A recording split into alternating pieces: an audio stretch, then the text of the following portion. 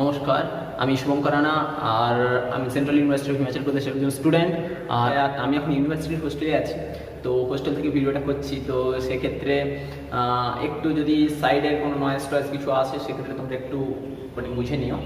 তো আমাদের channel Radeon light, আর আজ আমরা যে বিষয়ে কথা বলতে চলেছি একটা স্পেশাল টপিক, যেটা হচ্ছে ক্লাস 10 এবং 12 এবং আপার সেকশনের যেসব স্টুডেন্টরা তাদের ভবিষ্যৎ ফিউচার প্ল্যান নিয়ে আমরা বেশ কিছু বিষয় নিয়ে কথা বলবো, যেগুলো হচ্ছে তোমাদের ভবিষ্যতে কাজে লাগবে। এবং যারা এখন বর্তমানে এই ফিল্ডে আসো তাদেরও এই বিষয়ে বিভিন্ন হেল্প হবে। তো সেক্ষেত্রে তোমরা দেখতে থেকো এবং পুরো ভিডিওটা দেখো, স্কিপ করো না, তাহলে অনেক কিছু ইনফরমেশন মিস্টেকগুলো হতে পারে। ফিউচার প্ল্যান কেমনভাবে আমরা তৈরি করব, কি লাইনে আমরা গেলে আমাদের ভবিষ্যৎ অনেক সাফল্যপূর্ণ হবে। তো সেই দিক থেকে এখন আমরা দেখতে পেয়েছি যে বিভিন্ন ধরনের কম্পিটিটিভ এক্সামের প্রতি বাচ্চাদের ঝোঁক বেড়ে গেছে, সায়েন্সের প্রতি পড়ার প্রতি বাচ্চাদের ঝোঁক বেড়ে গেছে, অথচ চাকরি পাচ্ছে না। এই নেই একটা পরিস্থিতিতে এখন আমরা বেঁচে আছি যেখানে হচ্ছে চাকরি নেই, কর্মসংস্থান নেই, এরকম একটা পরিস্থিতি আমাদের। তো আদৌ নেই না আমরা তার জন্য উপযুক্ত নই, এই বিষয়টা নিয়ে অনেক প্রশ্ন আসে। তো সেই সব বিষয়ের প্রশ্নর উত্তর নিয়ে আমরা এসেছি। আজকের আমাদের টপিক, আমাদের পুরোটা দেখুন আর কেমন লাগলো আমাদের কমেন্টে জানাবেন অবশ্যই। তো চাকরি কি আদৌ নেই না আমরা তার জন্য উপযুক্ত নয়, এই যে একটা প্রশ্ন, এই প্রশ্নটা হচ্ছে একটা কনফ্লিক্ট কোয়েশ্চেন। তো এই বিষয় নিয়ে আজ আমরা ডিসকাস করব। তো ফার্স্ট যেটা আমরা আসি যে মাধ্যমিককে আমাদের মানা হয় ফার্স্ট বোর্ড এক্সাম, জীবনের প্রথম এক্সাম। তো প্রথম এক্সামে আমরা কি করি, ফার্স্ট এক্সামে আমাদের ফ্যামিলি থেকে বলে দেয় যে একটা নাম্বার পেতে হবে, ওই নাম্বার না পেলে আমরা না এইচএস লেভেলে আমরা অ্যাডমিশন পাবো না। এবং আমার ফ্যামিলির একটা আশা থাকে যে হচ্ছে সায়েন্স নিয়ে বাচ্চাকে পড়াবে বা ইঞ্জিনিয়ারিং করাবে, তো সেক্ষেত্রে সে আশাটা ভঙ্গ হয়। তো এই জন্য বেশিরভাগ বাচ্চাই কী করেন, একটা রোড লার্নিংয়ের মাধ্যমে নিজের মতো করে একটা ফ্যামিলির প্রেশারে একটা পড়াশুনো করে নেয়, তারপর একটা ডিগ্রি অর্জন করে নেয়, সায়েন্সে পড়াশুনো করে, তারপর হচ্ছে কি না সেই সাবজেক্টে ইন্টারেস্ট পায় না এবং ভবিষ্যতে কী হয় না বেকারত্বের শিকার হয়। তো এইটা হচ্ছে মূল সমস্যা। তো তার জন্য সবথেকে এখানে মেন যেটা, যে আগে নিজের কথা শোনো, যে তুমি কি করতে চাও, তোমার পোটেনশিয়াল কি আছে, তোমার ভেতরে কিসের সম্ভাবনা আছে, কিসের শক্তি আছে। তো নিজের পোটেনশিয়ালটিকে বোঝার জন্য কি করতে হয়, ফার্স্ট হচ্ছে তুমি মাধ্যমিক পরীক্ষাটা দেওয়ার পর তুমি দেখলে একটা নাম্বার পেয়েছো, কেউ প্রচুর নাম্বার পেয়েও আর্টসে পড়ে, কেউ আবার প্রচুর কম নাম্বার পেয়েও সায়েন্সে পড়ে, এবার হচ্ছে কেউ বেশি না ভালো নাম্বার পেয়ে সায়েন্সে পড়ে এবং সে অ্যাচিভও করে। তো ব্যাপারটা হচ্ছে সায়েন্স আর্টসের গল্প নয়, এখানে মেন গল্প হচ্ছে কোনো সাবজেক্টের সঙ্গে কোনো সাবজেক্টের দ্বন্দ্ব নেই, দ্বন্দ্ব আমাদের নিজেদের মধ্যে, আমরা নিজেরাই দ্বন্দ্বটা তৈরি করি। কীরকমভাবে, যে এখন তোমরা দেখবে যে মাধ্যমিক রেজাল্ট আউট হয়েছে, হরিউডের মতো নাম্বার বিতরণ করা হয়েছে।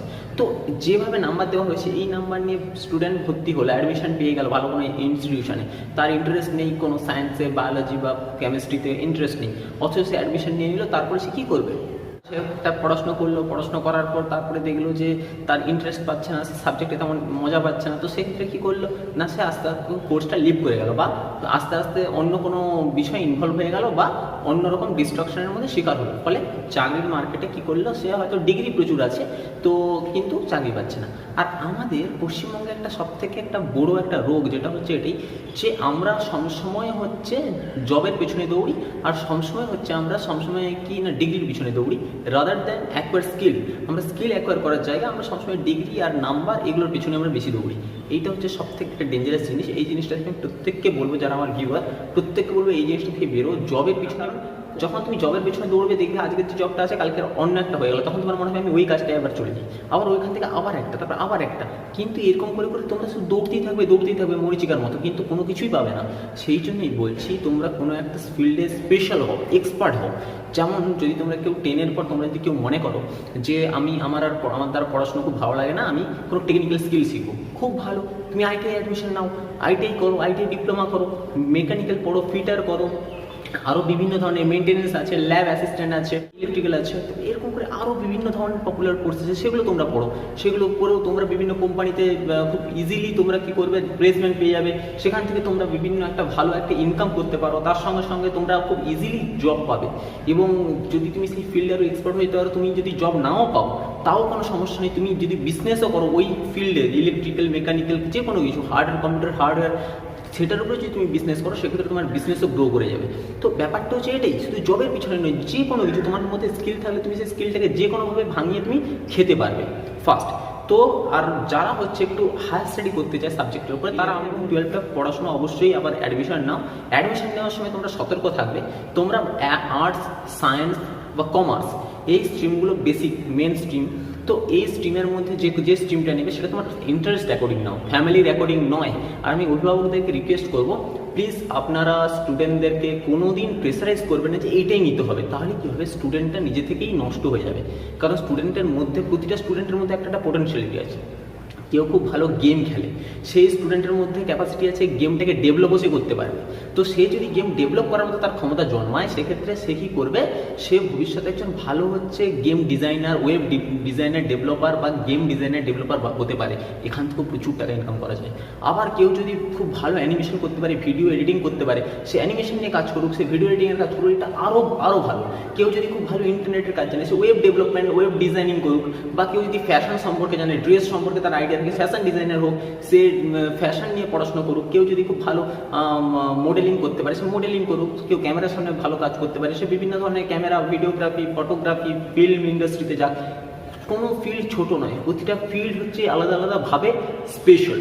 তো তোমরা যে কোনো ফিল্ডে তোমরা স্পেশাল হও, সব থেকে বড় কথা। সেকেন্ড যে জিনিসটা আমি যাবো, এবার হচ্ছে তোমরা 11-12 অ্যাডমিশন নিলে তোমরা তোমাদের ইন্টারেস্টের অ্যাকর্ডিং অ্যাডমিশন নাও। তোমাদের যদি হিস্ট্রি ভালো লাগে, জিওগ্রাফি ভালো লাগে, বা হচ্ছে তোমাদের এডুকেশন ভালো লাগে, বা তোমাদের হচ্ছে পলিটিক্যাল সায়েন্স, সোশ্যোলজি, ফিলোসফি এগুলো ভালো লাগে, তোমরা আর্টসে যাও।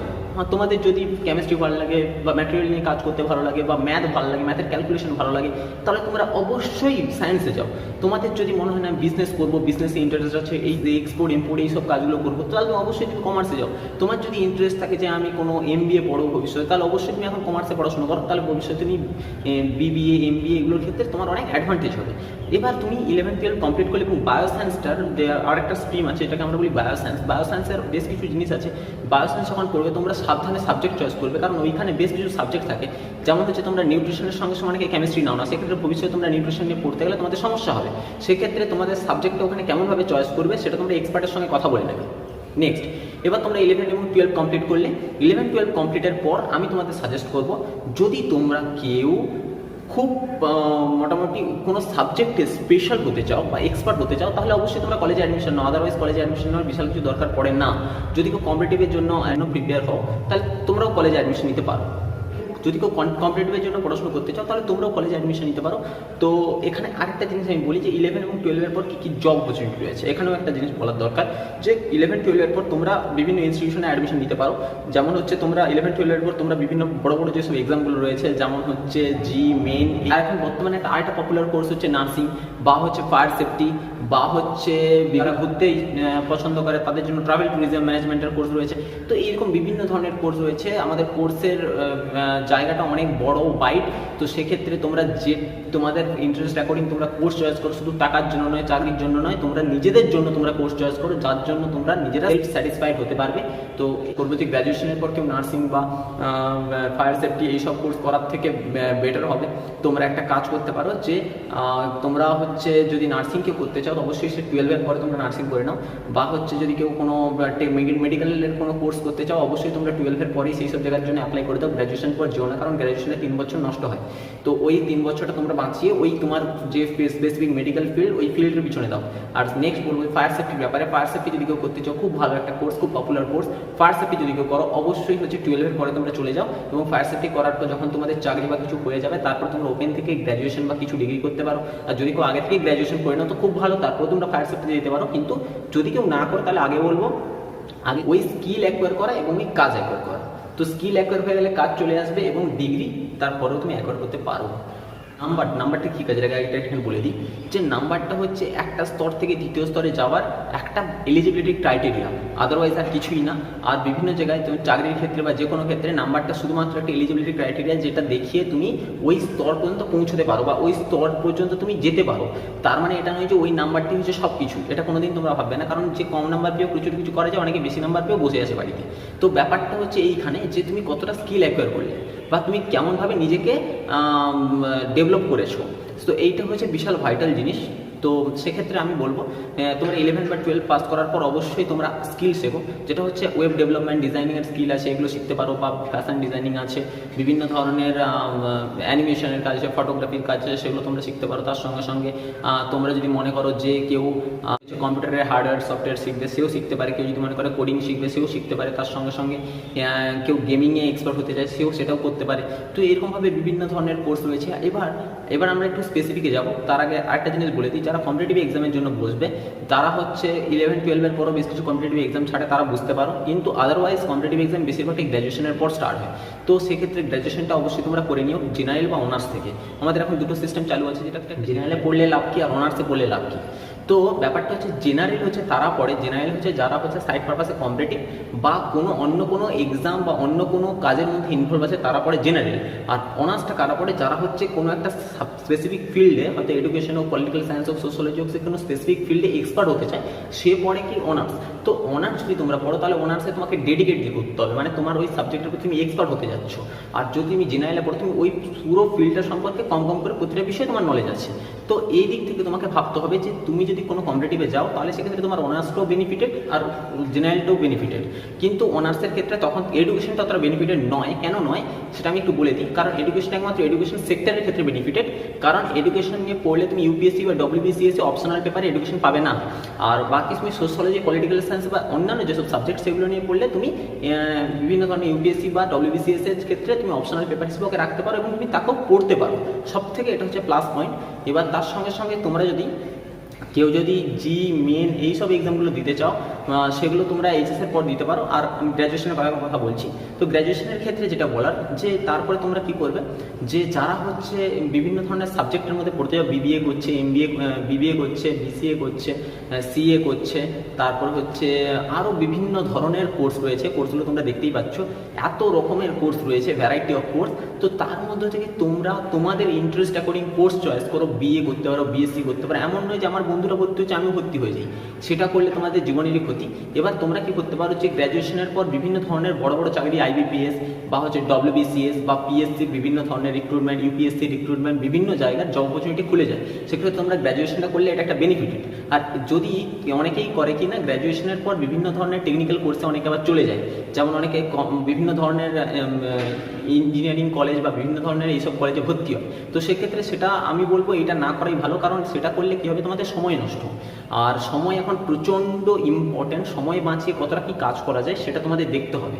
অনেকেই কি করে, যেটা হচ্ছে গ্র্যাজুয়েশনের পর বিভিন্ন ধরনের টেকনিক্যাল কোর্সে চলে যায়, অন্যান্য কোর্সে চলে যায়, সেটা না করাই ভালো। আমি বলবো যে বেশিরভাগটা তোমরা যদি কোনো টেকনিক্যাল কোর্সে তোমার যদি মনে হয় যে ওই কোর্সটাই তোমার জন্য ইম্পর্টেন্ট, তুমি ওটাই করতে চাও, ওটা করেই লাইফে দাঁড়াতে চাও, সেক্ষেত্রে আমি বলবো তুমি অন্যান্য গ্র্যাজুয়েশনটা তুমি ছেড়ে দাও। আর তুমি যদি বলো যে আমি কম্পিটিটিভের জন্যই পড়বো বা আমি সিভিল লাইনে যাবো, সেক্ষেত্রে তুমি অবশ্যই গ্র্যাজুয়েশনটা কমপ্লিট করে নাও।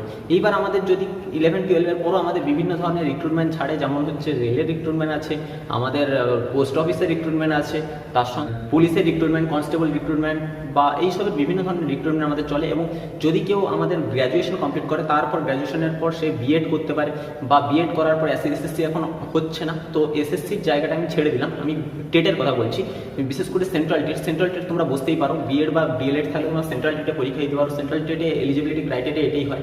তো ওইখানে তোমরা বুঝে তোমরা ওখানে কোয়ালিফাই করতে পারলে তোমরা সেন্ট্রাল স্কুলের টিচার হতে পারবে। তো সেক্ষেত্রে এগুলো হচ্ছে সব বেনিফিটেড। তো তোমরা তোমাদের ইন্টারেস্ট অ্যাকর্ডিং অবশ্যই কোর্স চয়েস করো। আর হচ্ছে এটা বলবো যে কখনো হচ্ছে অন্যের দ্বারা প্রভাবিত হবে না, যে অন্যরা কে কী করছে সে পেলো না তার মানে আমিও পাবো না, এই জিনিসটা ভাববে না। তা হয়তো কোনো কিছু অভাব ছিল, সেটা তোমার মধ্যে নেই, তোমার মধ্যে হয়তো সেটা সম্পূর্ণ আছে। সেক্ষেত্রে নিজেকে কোনোদিন হীনমন্যতা স্বীকার করবে না, নিজেকে অল টাইম মোটিভেটেড রাখবে। কোনো সমস্যা কোনো কিছু হলে তোমরা অল টাইম চেষ্টা করবে যে সেই রিলেটেড কোনো এক্সপার্টের সঙ্গে কথা বলা, তার কাছ থেকে জানা যে কীভাবে এটাকে আরও ডেভেলপ করা যায়, কীভাবে আমি ওই ফিল্ডে আরও ভালোভাবে কাজ করতে পারি। তো প্রতিটা কোর্সেই তোমাদের জব অপরচুনিটি রয়েছে, প্রতিটা কোর্সে প্রত্যেকের কাছে সুযোগ থাকে, সুযোগ আসেও। তো সেই সুযোগটাকে তোমরা কাজে লাগাও এবং এমন ভাবেও না যে চাকরি হবে না বা কিছু, সব কিছুই হবে, শুধু নিজেকে ওই জায়গা পর্যন্ত নিয়ে যাও, ক্যাপেবল হও এবং নিজের স্কিল অ্যাকোয়ার করো। নেক্সট এরপরে আমি যেটা বলবো যে তোমরা গ্র্যাজুয়েশন কমপ্লিট করলে করার পর সবার জন্য এমএ নয়। বেশিরভাগ বাচ্চাই দেখা যায় যে এমএ অ্যাডমিশন নিয়ে এলো, কিন্তু এমএর প্রতি তাদের ইন্টারেস্ট নেই, তারা জানেই না কি ব্যাপার। তো সেই জন্য আমি বলবো তোমরা যদি কেউ গ্র্যাজুয়েশন করার পর তোমরা বেসিক বাড়িতে বসে আছো বা কিছু, তোমরা যদি কোনো চাকরির জন্য তোমরা খুঁজছো, তাহলে আমি অবশ্যই বলবো তোমরা অবশ্যই বিভিন্ন ধরনের আইবিপিএস আছে, তোমরা WBCS আছে, আরও যত রকমের কম্পিটিটিভ এক্সাম আছে সেগুলো প্রতিটা পরীক্ষায় তোমরা বসো তোমাদের এক্সপিরিয়েন্স তোমরা পেয়ে যাবে। তার সঙ্গে সঙ্গে সব থেকে বড় কথা, তোমরা যদি কেউ যদি এবার গ্র্যাজুয়েশন কমপ্লিট করে নিয়েছো, মাস্টার ডিগ্রিতে অ্যাডমিশন নিয়েছো, মাস্টার ডিগ্রির পর কোনোভাবেই এইটা চিন্তা ভাবনা করবেন যে মাস্টার ডিগ্রির পর আমি অন্য কোনো ফিল্ডে চলে যাবো, এটা নয়। মাস্টার ডিগ্রির পর হচ্ছে আমরা অবশ্যই সেই ফিল্ডে থাকার চিন্তা ভাবনা করো, কারণ ওখানে আমাদের সময়ের অনেক সময় আমরা ওখানে দিই। তো সেক্ষেত্রে অবশ্যই সময়টাকে ইউটিলাইজ করো। আর নেক্সট হচ্ছে মাস্টার ডিগ্রির পর নেট, সেট বা বিভিন্ন ধরনের এক্সামগুলো আছে, বিভিন্ন ধরনের, আবার অনেকে মাস্টার ডিগ্রির পর বিএড করে, খুব ভালো, সেটাও করতে পারে। তো এরকম ভাবি তো বিভিন্ন আমাদের এখানে টোটাল অনেকগুলো ইউনিভার্সিটি আছে, তার মধ্যে বিভিন্ন জায়গায় বিভিন্ন রকমের কোর্স করায়। আর এডুকেশন সংক্রান্ত কোথায় কোন ইউনিভার্সিটি ভালো, কোন ইউনিভার্সিটিতে কী কী কোর্স আছে, কোথায় কোথায় অ্যাডমিশন চলছে, কী ব্যাপার, সব কিছুই ইনফরমেশন, নোটিফিকেশন সব কিছুই এই চ্যানেলে পেয়ে যাবে। তো আমাদের চ্যানেলের সঙ্গে যুক্ত থেকো আর দেখতে থেকো এডুয়ান লাইট। আমি একটাই জিনিস বলবি, motivated and do something great. Thank you. প্রত্যেককে সিনিয়রকে বলছি, আমার রিকোয়েস্ট, প্লিজ স্টুডেন্টদেরকে জোরপূর্বক কিছু চাপিয়ে দেবেন না, স্টুডেন্টদের আগ্রহকে গুরুত্ব দিন এবং তাদের ইন্টারেস্ট অ্যাকর্ডিং তাদের কাজ করার স্বাধীনতা দিন। নমস্কার। তো ভিডিওটি কেমন লাগলো জানাতে ভুলবেন না, আর যদি ভালো লেগে থাকে তাহলে অবশ্যই একটা লাইক করবেন, কমেন্ট করবেন এবং তার সঙ্গে সঙ্গে শেয়ার করবেন, সাবস্ক্রাইবটাকে ক্লিক করে রাখবেন এবং নোটিফিকেশনটাকে ক্লিক করে রাখবেন, যাতে সবার আগে আপনি নেক্সট ভিডিওটা পেয়ে যান। এবং কমেন্টে জানাবেন যে এই ভিডিওটি কেমন লাগলো এবং নেক্সট কিসের উপরে আপনি ভিডিও চান, যেটার উপরে ভিডিও চাইবেন। যদি কোনো ইনস্টিটিউশন হয়, কোনো সাবজেক্ট হয়, তো সেটার উপরে আমরা ডিটেল অ্যানালিসিস করবো এবং ডিটেলসে আমরা সেটাকে ডিসকাশন করার চেষ্টা করব। তো আজকের মতো বাই।